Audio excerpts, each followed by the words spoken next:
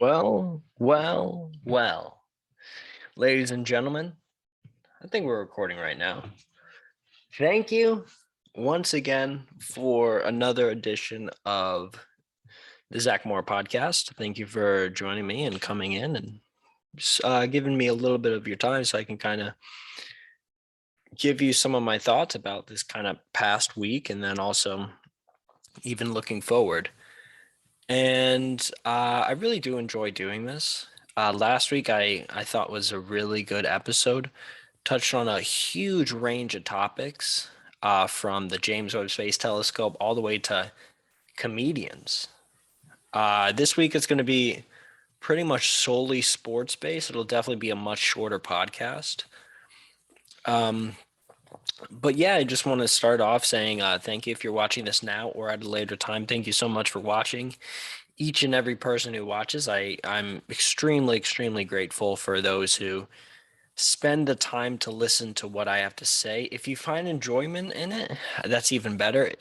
If you don't, if you think I can do some things better, uh, I I'm right on the exact same page with you. I'm not perfect at this. I don't claim to be perfect, and I got many years to keep continuing doing this. If you're watching this from years in the future, hopefully by that time I'm a little bit better.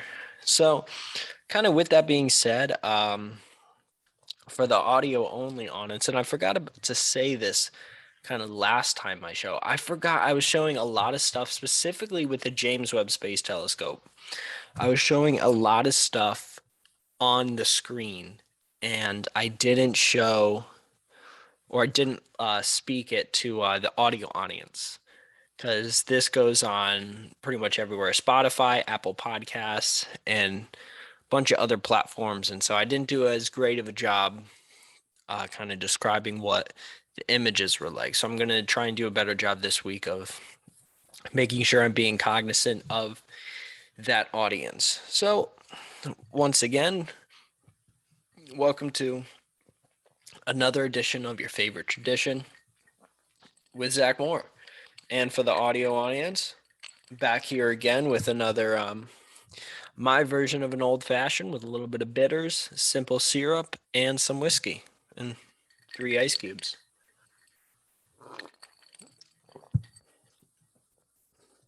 Pretty good stuff. So to kind of jump right into this, the first thing that I wanted to kind of talk about is obviously coming up this next week is football.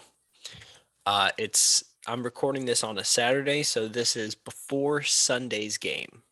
So by the time that this will be released, I'll try and work on it later tonight, do some editing and kind of release it. So when you hear this, it'll be a better product than as I'm recording it right now. So I kind of wanted to just start off with football, and in terms of that game on Thursday night, November 4th, against the Colts and the Jets, 45-30. I was super busy out and about doing errands and stuff like that, so I wasn't able to sit down and watch it really.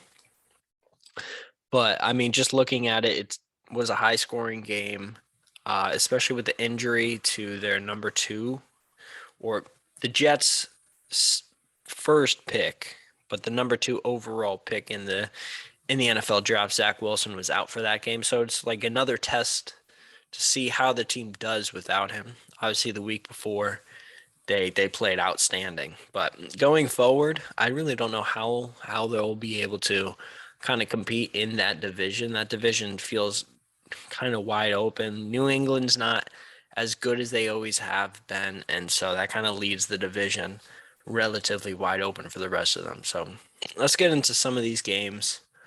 Starting off with the Sunday slate. On Sunday, the first game I'm looking at right here is the Browns and the Bengals. Interdivision play. This will be like a test for the Browns. And on the in the wake of them releasing OBJ to the waivers, which I will touch on later after I'm done with this, but Currently, the Bengals are favored by 2.5 points. With that being said, I would take that. The Bengals have been on fire recently. I mean, you look at Joe Burrow and Jamar Chase, two extremely, extremely uh, two good players, but even more so than that, they've worked together really, really well. And so I think Jamar Chase could potentially have 100 yards in this game. The secondary for the Browns, I don't really trust. Denzel Ward is pretty solid, but also on that back end, those safeties, I don't know about over the top if they're going to be able to stop Jamar Chase. And even if they are able to stop Jamar Chase, we have seen games where CJ Usoma, their tight end, has had games where he's gone off, especially fantasy wise. He's had games where he's dropped 20 plus points and he's had 2 touchdowns. He's played really, really well this year in spurts. And I mean, quite frankly, I think the Bengals should be able to win this game fairly easily. I feel like the Bengals will be 6-3, Browns 4-5. I think that's how this game is going to leave these two teams. I think Baker Mayfield's going to have to go back to the drawing board and say, okay, I was the number one pick coming out of college, kind of with the idea to be the savior of the Browns. And I need to put everything that I have into this game because this is one of those games where, unlike a lot of games, this is an in division game. And so the Bengals have been bad for years, and so have the Browns. But recently, in the past 2, maybe 3 years, the Browns have really started to ascend, especially with Myles Garrett on that team. Once they got the quarterback situation kind of patched up, where they're not switching quarterbacks throughout the season, they've been on the up and up. And the Bengals, since they drafted Joe Burrow, yeah, he got injured, but even during that time, they kind of fixed their offensive line. They had a relatively good defensive kind of team around them. And I think as a result of that, they've been pretty good so far. And so, with that being, I say that to kind of say that I do think the Bengals will win this game. And I think the line of -2.5 really isn't that insane. And so, with that being said, I'm going to have to take the Bengals right here. Joe Burrow, I would not be surprised if he's going to go out there and absolutely crush them. So the next game that I kind of wanted to look at was the Patriots Carolina game. This is an interesting game. Both teams are 4-4. You got Bill Belichick versus Matt Rule, the old versus the new, and this is going to be a game where it's going to be Mac Jones if he can perform. I mean, quite frankly, he's got to be their franchise quarterback. If they're going to want to stay atop the division and they're going to want to kind of move forward without Tom Brady, they need to be able to win games like this against NFC rivals, you might say, in the Carolina Panthers. And this is another game where Bill Belichick has to prove himself. They're favored 3.5. It's just one of those games where you look at the running game, which is amazing for the Patriots, 517 yards, 6 touchdowns for Damian Harris. I mean, this team is pretty solid in New England. They're not really good at any one thing. I mean, they're 13th in the league in takeaways, 13th in pass yards per game, 22nd in rush yards per game, 14th in defensive passing yards led.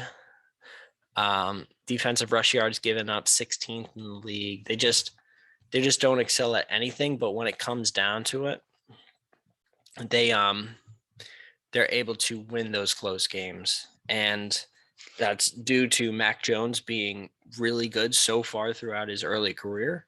I mean, he's got almost 2,000 yards already, and for a rookie, that's relatively good being in Bill Belichick's offense. and not being a pass happy team. They've gotten more closer to it in recent years, but definitely not known for that, like say the Chiefs or the Seahawks or those teams where they throw ball 30, 40, 50 times a game. Maybe the Seahawks are a bad example of that, but I would say maybe like a team like the Steelers, who, if you go back years ago, Ben Roethlisberger was known for throwing 40, 50 times a game. So that's just not what the Patriots offense is, but maybe they could potentially turn into that with Mac Jones at the helm. He looks like their future quarterback for years to come. And so with all of that being said, the Patriots -3.5, I do feel like they will kind of eke out a win. So I'm going to take them with the spread. I think the Panthers might be able to score late in this game. I think it's going to be, I mean, the over under right now is at 21. I think it's going to be over that. I think it'll be like an 18-24 game, something like that. I definitely think that this will be a close game, but not a high scoring game, but a close one nonetheless. So I'm going to take the Patriots right there in that game. After that one, in the 1:00 spot, Vikings versus Ravens. This is an interesting one. The Vikings have been pretty good this year. I mean, if you look at what Pro Football Focus has been saying about Kirk Cousins, that he's been playing out of his mind this year, according to them, and he's definitely not really been.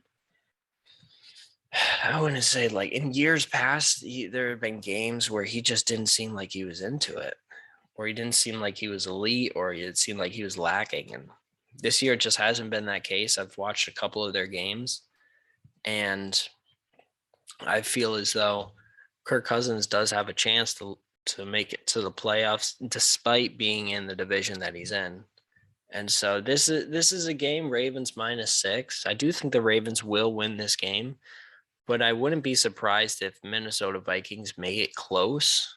I don't think they'll be able to cover, but I wouldn't be surprised if they make it like lose by 7 at the end. I think Kirk Cousins has been playing relatively well this year. Justin Jefferson has been all right, and then on the other side, Marquise Brown has been absolutely electric. He's been the real deep threat target for the Ravens when Lamar wants to air it out. He's always down in the end zone, down on the far side of the field. So when it comes to that, I think that the Ravens will be good. And also another factor is just Dalvin Cook. He really hasn't been there too much for the Vikings. He's been kind of injured on and off this season. And so I don't know what he's going to look like for the rest of this season, which stinks for fantasy owners, which he is not. I do not have him on my fantasy team. Luckily not. So yeah, moving on to our next game. Raiders versus Giants. Obviously, the big story here is Henry Ruggs getting dropped from the team. And I guess kind of a quick comment on that is don't drink and drive. It's pretty much all I'm going to say about it. But in terms of this game, I would probably say that the Raiders -3, over under 46. Giants have been looking solid, especially Daniel Jones. Daniel Jones has looked really good this year. Kadarius Toney, probably their top wide receiver, with Kenny Golladay being kind of on and off this year. They're a well-rounded team, the Giants are. And I did see a news story. New York Giants Saquon Barkley back with team after a false positive COVID-19 test. But with that being said, he's not going to play against the Raiders this upcoming weekend. That's a big loss for them. They've really haven't been able to play with Saquon on their team. I don't know if I mentioned this before, but Saquon is on my fantasy team, or he was, and then I traded him away. And so with a game like this, I think it's the Raiders to lose. I mean, I'm surprised the Raiders are -3 in this game, even with all the controversy that has hit hit them not only this last week, but throughout the entirety of the season. I think that this is a game that if you're Derek Carr, you have to win this. Like the morale in the locker room is low. People are wondering, can Derek Carr be an MVP candidate? He's been balling out this year, almost 2,300 yards, 12 touchdowns. Earlier in the year, he was leading the league in yards passing, and he's been absolutely phenomenal this year. Raiders have struggled with some injuries. I mean, you do look at their starting running back Josh Jacobs. He was out for a little bit of time, but now they should be able to have him back in this game. And I think, quite honestly, they're one of the top teams in their own division. Yeah, you have the Chiefs there. You do have the Chargers, but I feel like the Raiders they have probably the best defense in that division. They've been pretty good so far, especially against the pass. I mean, they're ninth in passing yards allowed per game.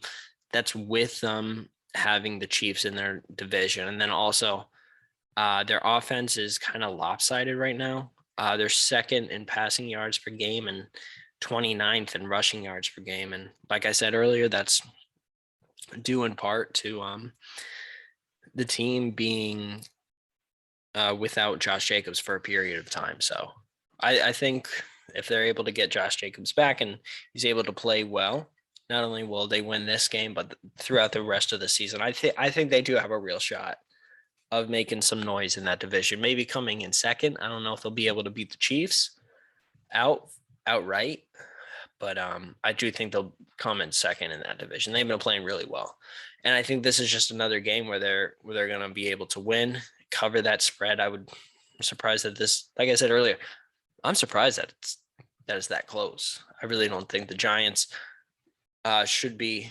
really in this game, really. Like, once it starts off, they should be down 10 points already. Some action like that. Next game is Saints-Falcons. For this game, this is an interesting game. Obviously, with the injury to Jameis Winston, he's going to be out for an extended period of time. He got injured. I think he hurt his MCL and ACL, I want to say. I most likely am wrong about that.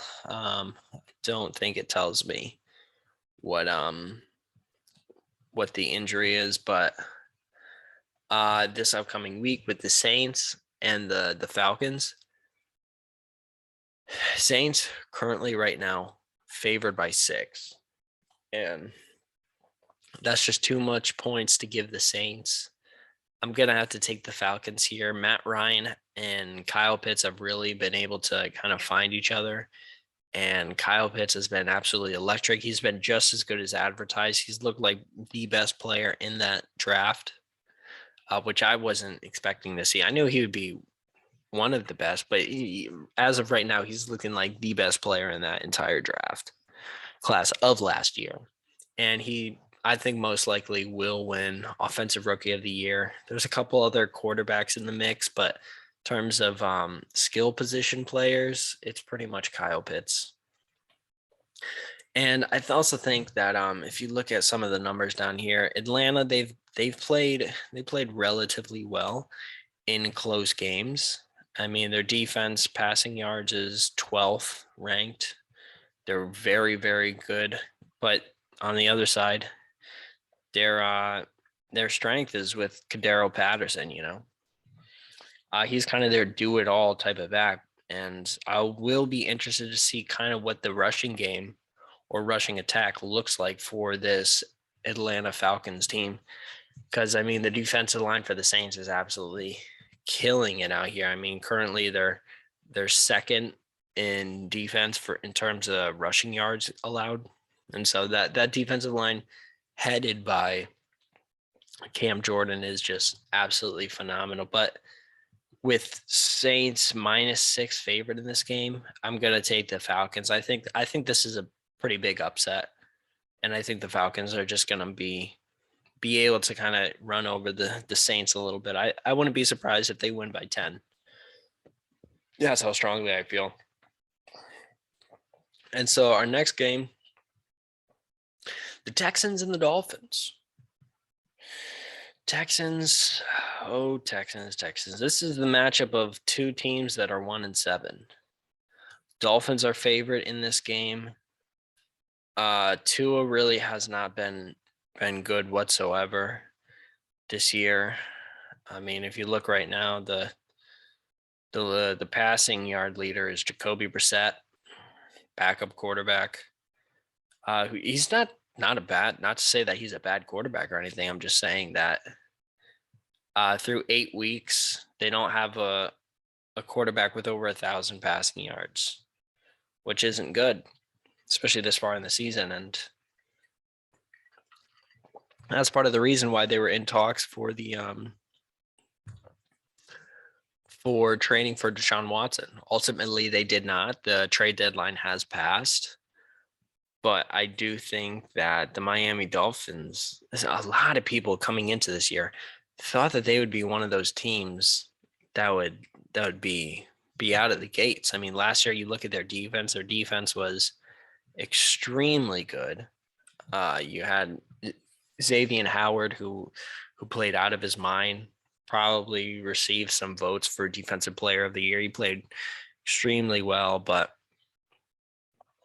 you got to kind of look at what these two teams are right now. And I think the Miami Dolphins, even without Tua, they're still able to have a good running game.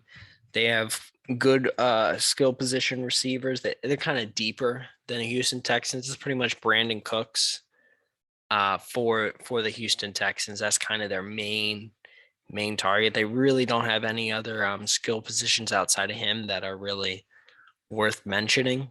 Whereas you have Mike Gesicki, Myles Gaskin, you do have Devontae Parker, who I'm not sure is going to play in this game. But that goes to my point of they have multiple options, and -6.5 for the Dolphins. I think they will be able to cover that relatively easy. I kind of want to see what they are against the spread. So Miami record is 2-5-1 against the spread. So hopefully that's 3-5-1, because I think this is, especially with the Texans, they're just not really doing so good right now, and I just feel bad for their head coach, David Culley. He kind of inherited a bad situation. And I think after this weekend, it just gets worse and worse, Moving on to our next game on Sunday, still in the 1 o'clock time slot, the Bills Jaguars. Bills favored by 15 in this game. Jaguars currently 1-6, Bills 5-2. Josh Allen, 17 touchdowns, pretty ridiculous, including a couple on the ground rushing. He's been pretty outstanding so far, and I really do think that he has the opportunity to get some MVP votes at the end of the year. But in terms of just this solid game, Buffalo first in the NFL in takeaways. I mean, they're pretty much top 10 in both pass and rushing yards per game. Defense is top 5 in passing and rushing. I mean, they're a very well-rounded team. Last year, I thought they would be able to make the AFC Championship, but I do think this is one of those years where they should be able to make the AFC Championship game. It just depends on who they meet up in that first or second round. And so, with that being said, I never like to take these big giant spreads, double-digit spreads.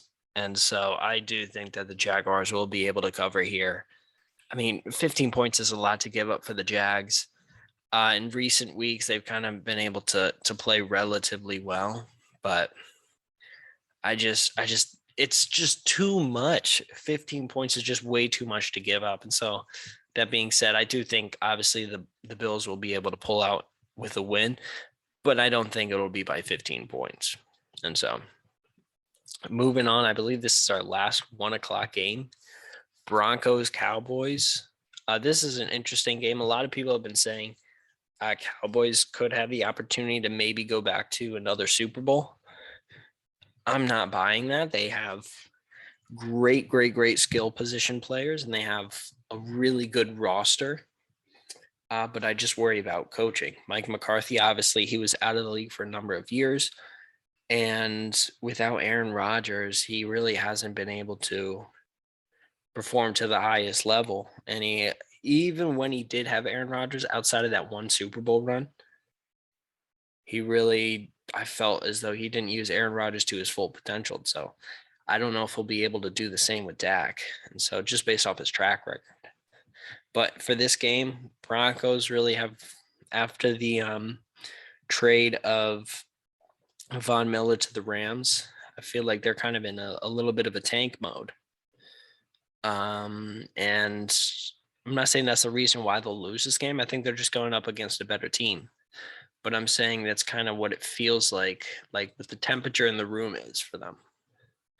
And so with that being said, I'm going to take the Cowboys for this game, even with the 9.5 points. It makes sense for me, makes sense to me that the Cowboys are playing really well. We saw them on Sunday night with Cooper Rush, put on a great performance. I think that they're one of the better teams in the NFC, not that they are the best. Their offense has been cooking. Their defense is still relatively suspect. I do worry about their defense. They have some players on that defense, but I just always worry about that Cowboys defense. I'm not worried about the skill positional players on offense. Maybe there's a game or two where Zeke kind of falls off and he's not performing that well, but overall, I would say that I'm not super low on the Cowboys. I'm low on what they can do in the postseason because I frankly have not really seen it that much in my life. But for this game, taking the Cowboys minus 9.5, it's a lot of points, but I feel like the Broncos just won't be able to really contain that offense. So I think it's going to be a pretty high scoring game. I'm going to take Dallas. And that rounds out our 1:00 games.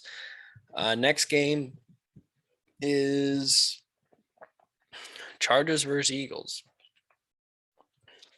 Chargers favored by 1.5 points. This is kind of a must win for them.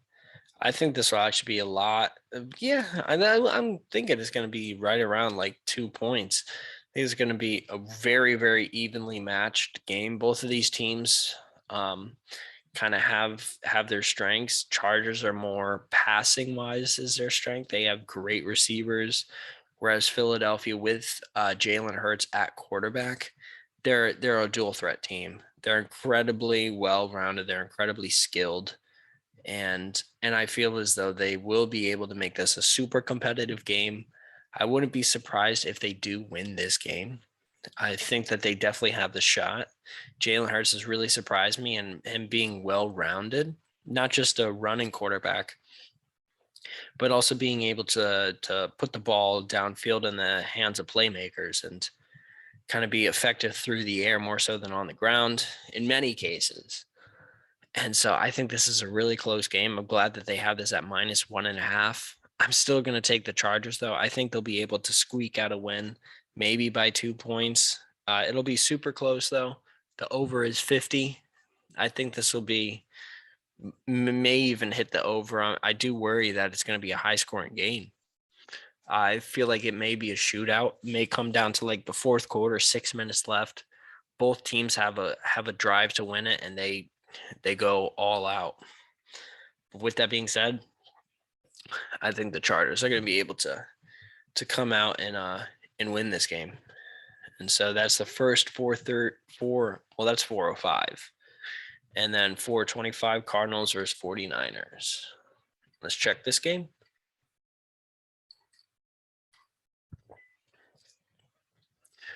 3-4 49ers versus 7-1 Cardinals, coming off of their loss to the Green Bay Packers, which I talked about last week on the podcast. DeAndre Hopkins, hopefully he's good to go in this game. Hopefully he's feeling pretty much 100% because they definitely need him. And Kyler Murray has been absolutely electric this year. He's been pretty much one of the best, not just quarterbacks, but player in the NFC. And I definitely think he has a shot at MVP, especially with the record and how well that team has played over there. But currently, Cardinals favored by 2.5. I'm going to have to take the Cardinals right here. I think the 49ers really don't really know what they're kind of doing. I mean, they've had so many injuries, and it just feels like they've lost a lot of steam from the early parts of the year. Jimmy Garoppolo, he's a solid quarterback, but I don't think he'll be able to match up against Kyler Murray and come out on top. I think that the defense for the Cardinals is absolutely stacked and is super well rounded, from the front seven all the way to the secondary. Buda Baker, love him as a player. He's incredible. And then on the other side, I mean, they have been missing Nick Bosa for a time. And I feel like the 49ers could use a pass rusher like that, especially for a game like this where you have an athletic quarterback like Kyler Murray. The over is 46.5. I don't think the 49ers will be able to keep up scoring wise with the Cardinals. I think this could potentially be a blowout. And that stinks if you're a 49ers fan, coming from a couple years ago when they actually went to the Super Bowl. Coming up next, 425, another game is Packers and Chiefs. So for this game, obviously, Aaron Rodgers will not be playing in this game, so it will be Jordan Love who will get the starting role. And then on the other side, you have Patrick Mahomes. Hasn't been playing super well. He's been, in some ways, kind of all over the place. He's put up great numbers, almost 2,400 yards, 19 touchdowns.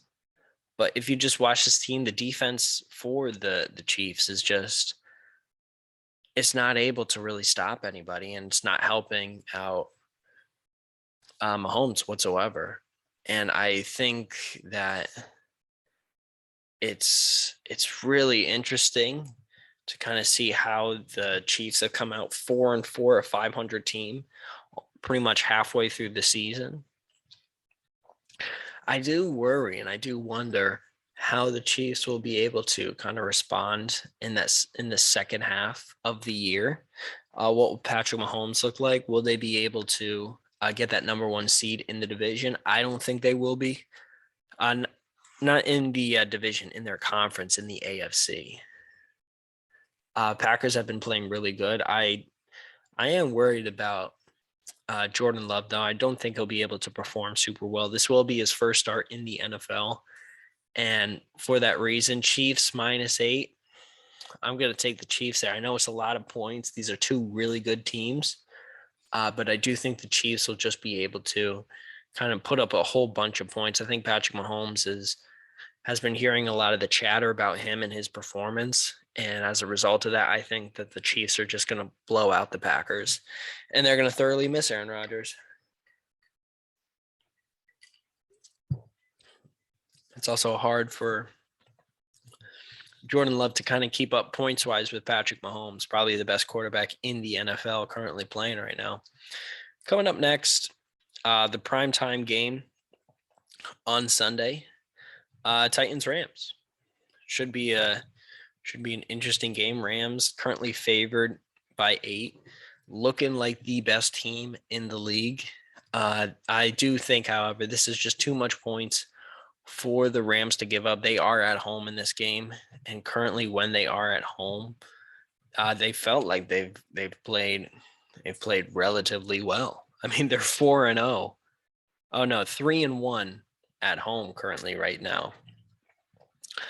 Scoring over 30 points a game, allowing 21 takeaways. They're 5th in the league, or takeaway differential. They're 5th in the league.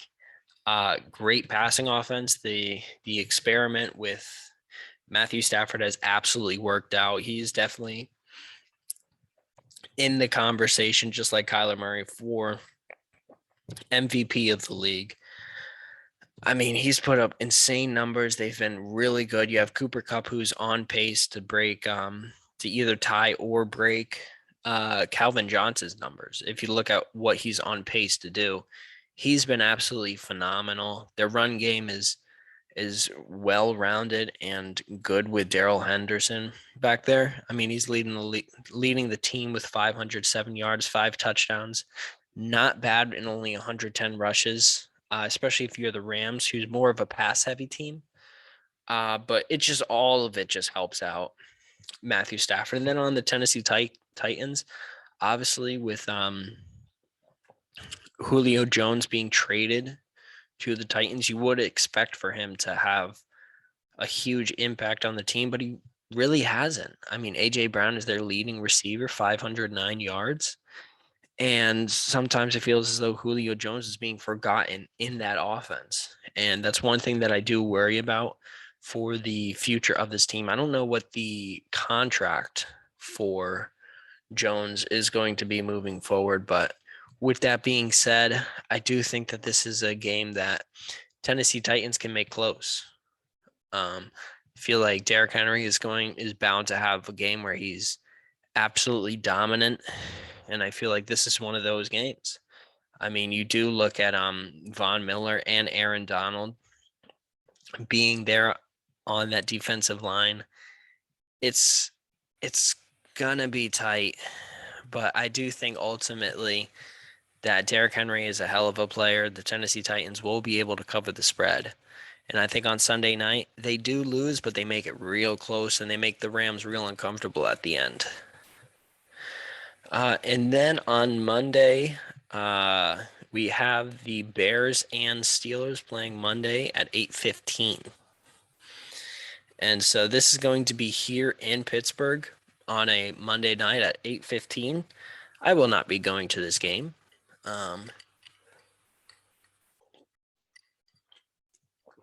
That's a little late for me. And I mean, Steelers 4-3. They're one of the better 4-3 teams in the league this year. And then you have the Bears, Justin Fields kind of put in that starting role. He doesn't feel like he's been super successful in that role. And so he's been kind of wobbly, completely not the opposite of what I thought. I thought he was going to be rookie of the year. I thought he was going to be pretty much the savior for the Bears, but I've been pretty much completely wrong about that. There was a play that he made last week on his feet that was absolutely insane. It might have been like a 20-yard rush into the end zone. He went one way, turned around, and then ran the opposite way into the end zone, missing every defender. It was crazy, and I saw it in real time, and I was like, oh my gosh. I was super surprised to see him do that and make that kind of movement. But Steelers -6.5. I think the Steelers will be able to really take over in this game. I think Big Ben is starting to heat up. He's starting to play well, even without Juju Smith-Schuster on the outside. He's been able to find other targets. I mean, they don't really have too much to really worry about. They have Deontay Johnson and they have Chase Claypool, who have been absolutely phenomenal for their team. And Ben Roethlisberger started the year off super slow. And the defense for the Steelers, also in terms of just straight players on it, very good, very well rounded. The thing that you do worry about is that secondary for them. Minus Minkah Fitzpatrick, it's a lot of unknown, a lot of young players, and a lot of people who haven't really proven yet. But with that being said, they're currently 13th in the league in defensive pass yards allowed per game. And so that's interesting because they have played some good teams. Now, with that being said, they did play the Seahawks without Russell Wilson. So keep that in mind.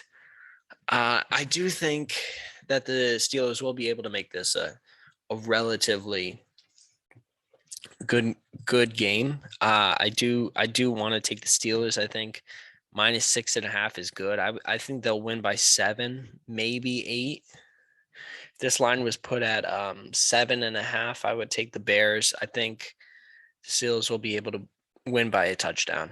I think that they can definitely do that, and then that'll be it for the slate of games this Sunday.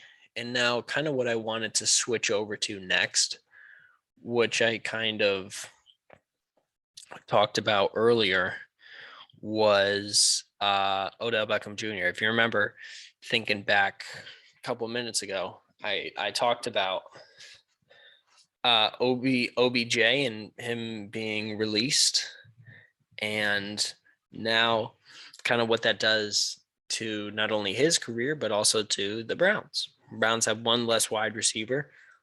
He wasn't really utilized all that much. I think he had something like 4 touchdowns or 6 touchdowns in his entire career with the Browns. It was an experiment that didn't really work out. Now, maybe having him on the field allowed for other players on the field, such as Jarvis Landry, David Njoku, Austin Hooper, other players on that team to kind of sprout out. But with that being said, Odell is out of Cleveland. And now the big question is, where is he going to go next? And so I got this from, where is this? I think this is from BetMGM. These are currently the best spots, or in terms of odds, the best odds for which team Odell is going to go to next. And I'll kind of give my thoughts as to why these are the way they are. So number one is the Las Vegas Raiders. Obviously, you have their probably top wide receiver behind Darren Waller and Henry Ruggs. You could argue Henry Ruggs or Hunter Renfrow as their top wide receiver being taken away from them. And I think Odell could fit in nicely right there. He's obviously not the deep threat that he was when he was with the Giants, but he's still a very capable receiver. And with a quarterback such as Derek Carr, who's played really well this year, I think that this might be, I wouldn't say this is the best place for Odell, especially in a town like Las Vegas. I would be concerned about kind of what his outside activities were. We saw kind of what he did with that boat trip in New York, if you remember that a couple years ago. So that's not the biggest worry. I kind of worry more about what he's going to do on the football field, not what he does in between games. But as long as he's able to play on the field and play well on the field, that's kind of what I care about. And so I think that they might. I wouldn't say that they are the best option, just because they already have some quality players, specifically Darren Waller, who's already their number one target. And so, but for him to be top odds, I understand it, however, because the loss of Henry Ruggs, they have a wide receiver spot that's open, and they got a lot of momentum. They're pretty much the best team in the AFC West right now. Definitely record-wise and just how they've performed throughout the season. So I think that if you're going to make a move as the Raiders, this is kind of your year to do it. You've played really well so far this year, and so why not add another weapon? Second after that at plus 400. I'm sorry, the Raiders are plus 350 odds to land OBJ. After that, with plus 400 is the Baltimore Ravens. Anytime there's ever been a receiver who's been open on the market, it's always mentioned about the Ravens. And they're actually the team who I probably think would be the best option for OBJ. I think the Ravens have a great quarterback in Lamar Jackson who has shown that he's able to throw the ball not only accurately but also down the field. He's got a crazy good arm coupled with his extreme athleticism, and I think this is a great opportunity for the Ravens to kind of make that push, not only to win their division but also to win a playoff game. And I think OBJ would be the perfect addition to them. Doesn't need to stretch the field. They have Marquise Brown for that. Doesn't need to be their number one wide receiver. But he could, in certain games, step up and be that number one wide receiver. And also, I think he would do really well in Baltimore, just the city wise and being with Lamar, being with a young quarterback like that. Um, I do think that he'll be able to fit in that probably better than any of these other teams. So that's plus 400 for the Baltimore Ravens. My choice for the best place for OBJ to go. And then after that is the Saints over in New Orleans. We talked about it before. They already have a great defense. They are without Jameis Winston for a little while. And they're at plus 450. I do worry about them because once Michael Thomas comes back, I don't think he'll be back for the rest of this year. But if you're going to have OBJ on your team for this year, what's going to happen next year, right? And I think that's obviously a question with the rest of these teams, but most importantly, the Saints so far, because Michael Thomas is going to come back next year. He's going to be fully healthy. He's going to be their number one wide receiver. And you're going to have OBJ, who's probably, if he comes in right now, he's their number one. He's most definitely their number one wide receiver. And so I do worry about what his role will be after this year. But I think this is a solid pickup for the Saints. They're a team that likes to push the ball down the field. And I think, unlike the other teams, OBJ could be used as a deep threat. You definitely could argue that he could be used for the Raiders as a deep threat, but I think he would be better served as kind of a mid to short route runner.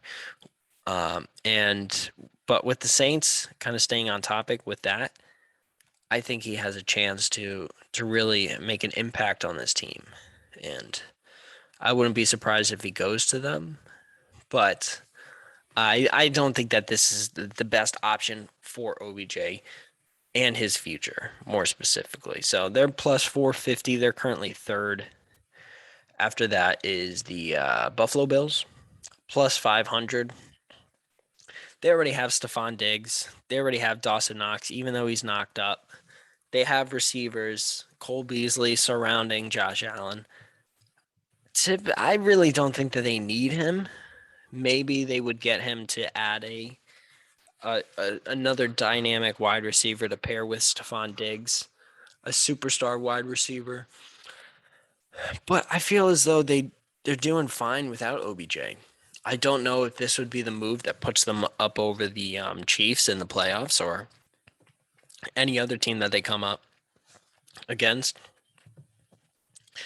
This is an interesting choice, and I think the Bills as an organization would definitely go out and try and pick up OBJ, but I don't think that it's their top priority. And I do think that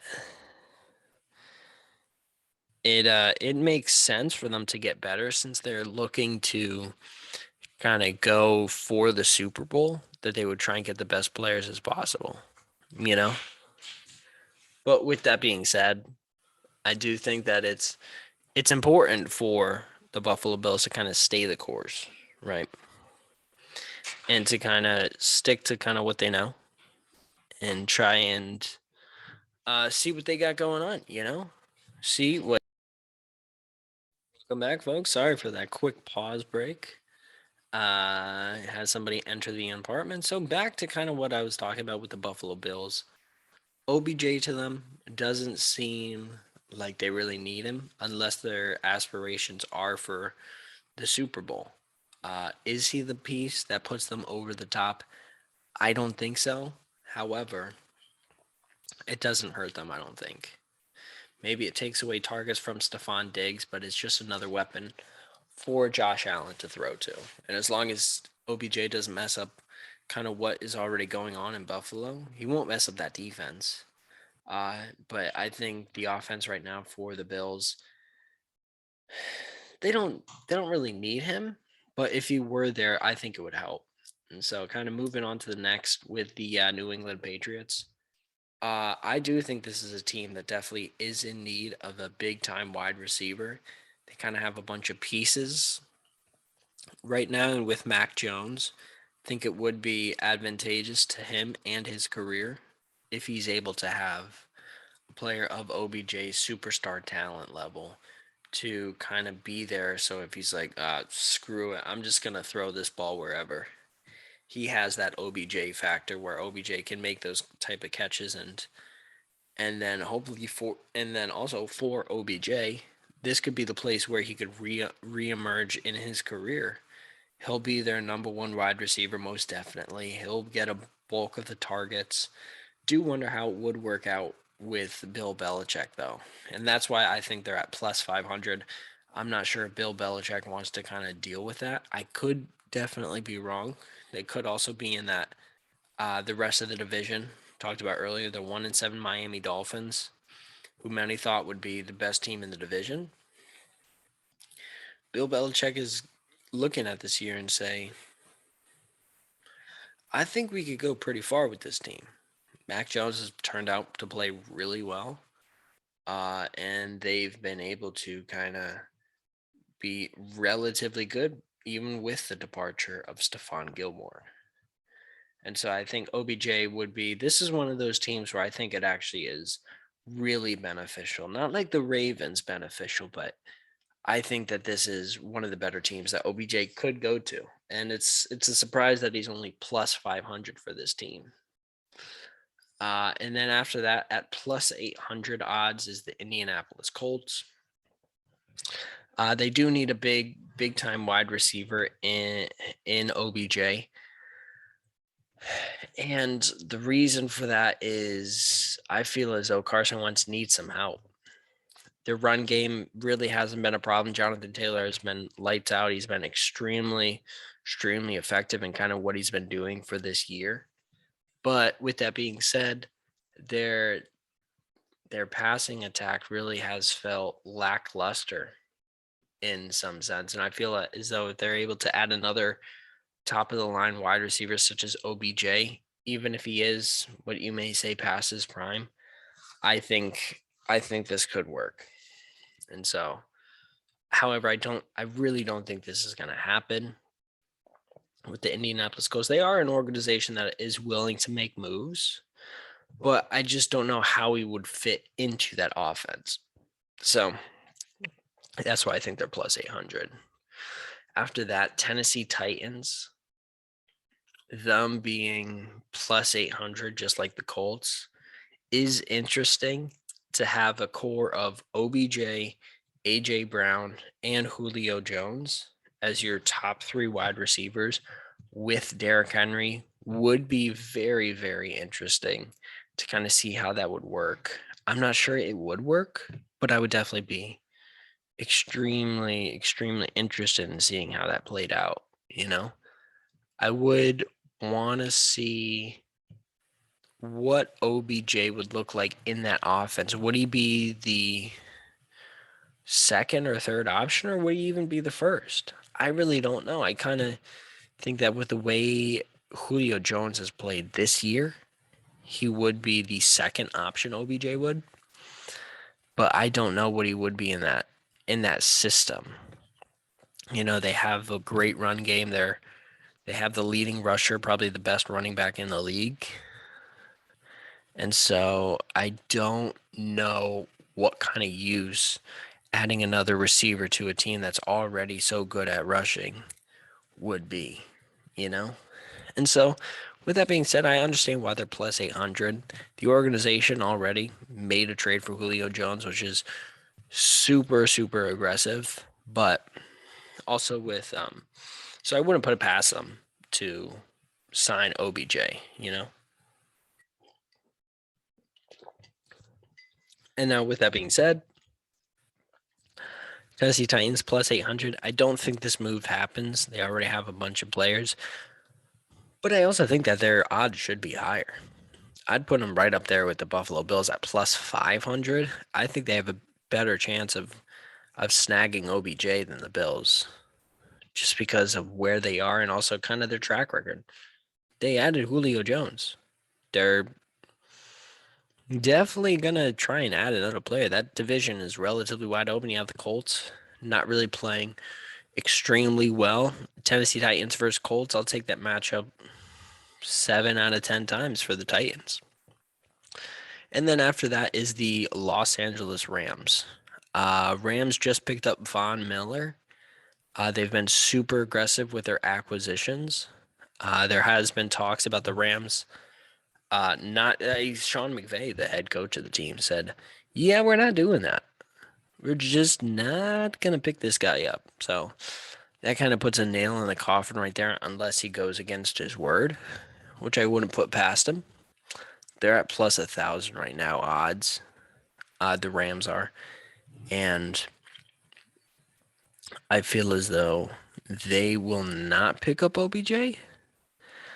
They already have great receivers, specifically Cooper Kupp, who's the leading receiver in the NFL, if I might say.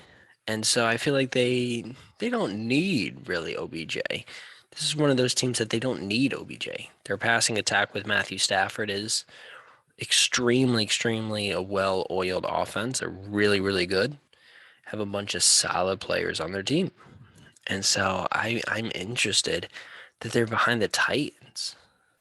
They're kind of in that same position with the Titans, where they're a really aggressive organization who's not afraid to go out, spend draft picks to get current players who are top of the line. Jalen Ramsey, Von Miller more recently. They're not afraid to go out and get really top of the line players and spend their future draft capital. So I understand why they're at plus 1,000.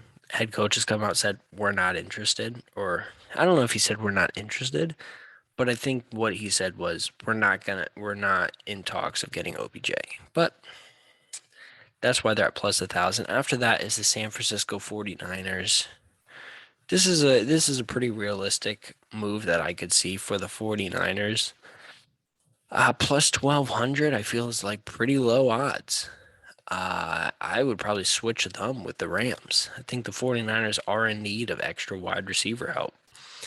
And I think that they don't have as good of a quarterback as the Rams, but also with that being said, I think they're in need of a boost to their team. I think after this week they're going to be under 500. I think they're going to be in a spot where they're like, we need players now. Like they were in the Super Bowl a couple years ago. They have these super high expectations of them, and I feel as though a lot of what's been going on with this team is not only injuries, but also just their play in games. They just can't seem to win games. They seem to ultimately lose games, and maybe OBJ allows them to get an extra win or two. He has a game where he goes off. 8 receptions, 100 yards, 2 touchdowns, something like that. So I think this is definitely a team where OBJ could have an immediate impact. So I'm kind of surprised to see that they are putting him so low in terms of odds. So that's kind of the top 1, 2, 3, 4, 5, 6, 7, 8, top 9 teams currently. I think the Ravens are the team that signs him.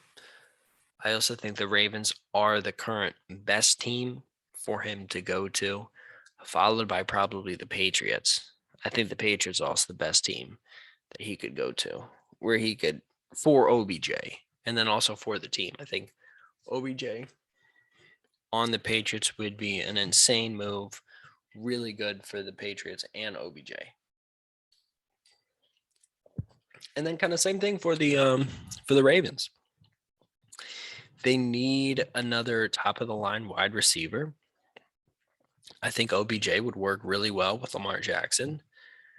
And I think that OBJ would fit in really well with the city of Baltimore. And I think